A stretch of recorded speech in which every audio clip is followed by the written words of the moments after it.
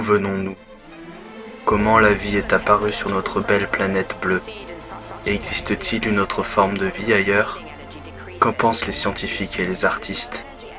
Nous apportons enfin les réponses à ces questions que vous vous posez.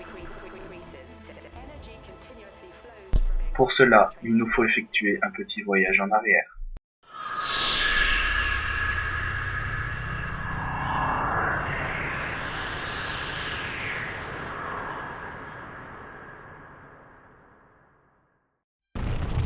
Il y a environ 4 milliards d'années, la Terre est recouverte d'une croûte terrestre avec d'intenses activités volcaniques. Celle-ci crée une atmosphère primitive composée principalement de monoxyde de carbone, d'ammoniac, de méthane et de dihydrogène. Les premières précipitations tombent, créant ainsi les océans, et des orages fréquents ajoutant à l'atmosphère de la vapeur d'eau. C'est dans cette ambiance chaotique qu'apparut la vie, aux alentours de 3,5 milliards d'années. Tout du moins, c'est la théorie fortement approuvée par la majorité des scientifiques. La vie serait apparue grâce aux éclairs fréquents, qui entrant en contact avec les gaz ambiants, auraient créé des molécules organiques nécessaires à la vie. Ceci fut démontré en 1948 par Miller.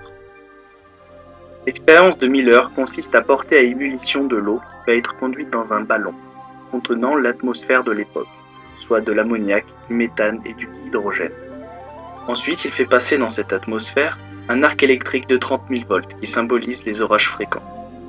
Ensuite, il va récupérer des molécules organiques. Cependant, une autre théorie de l'apparition de la vie existe. Des molécules organiques identiques à celles mises en valeur par l'expérience de Miller étaient présentes à la surface de météorites qui se seraient écrasées sur la Terre. Cette théorie est tout à fait possible, car on retrouve aujourd'hui des molécules organiques à la surface de la comète de Halley.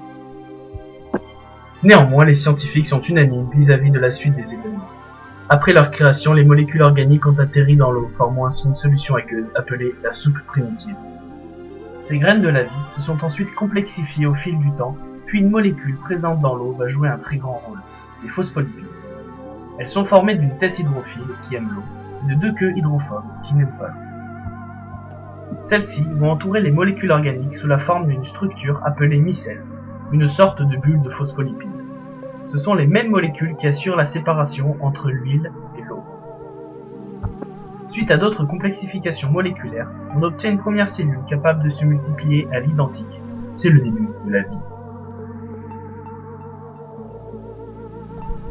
Notre rapport personnel à ce TPE est la réalisation d'une expérience, celle-ci visant à montrer comment ont pu se former les protéines nécessaires à la vie. Tout d'abord, il faut savoir qu'une protéine est une suite d'acides aminés reliés entre eux par une liaison peptidique. Dans le cas d'une protéine, il s'agit d'un minimum de 50 acides aminés. Ces protéines sont l'expression du code génétique de l'ADN. Les gènes sont comme un mode d'emploi. En effet, il permet la fabrication d'une protéine qui, par exemple, décidera de la couleur de vos cheveux. Nous voulions donc montrer comment, à partir d'acides aminés isolés dans l'eau, nous pouvons obtenir une protéine, c'est-à-dire comment créer des liaisons peptidiques.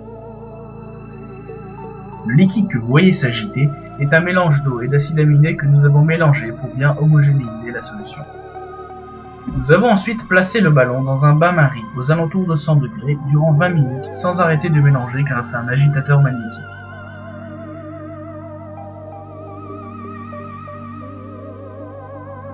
À la suite de ce réchauffement, nous avons prélevé quelques millilitres de la solution et nous l'avons soumis au test de Biuret, censé mettre en valeur les liaisons peptidiques. Nous introduisons 2 ml de soude avec notre échantillon. Puis nous rajoutons quelques gouttes de sulfate de cuivre. Malheureusement, l'expérience ne semble pas avoir marché, car la coloration violette caractéristique de la présence de liaisons peptidiques n'apparaît pas. Voici ce que nous aurions dû observer si des protéines se seraient formées.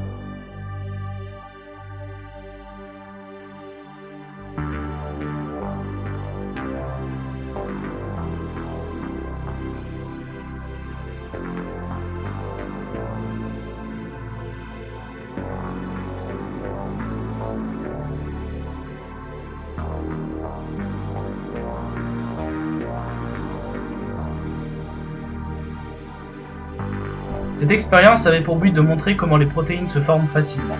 Cependant, notre expérience n'a pas fonctionné. Il faut savoir que des protéines se forment en permanence dans votre corps sans un apport d'énergie important.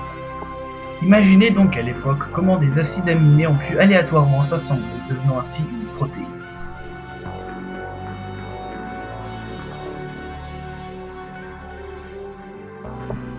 Donc la vie est apparue sur Terre il y a environ 3,5 milliards d'années grâce à des circonstances exceptionnelles.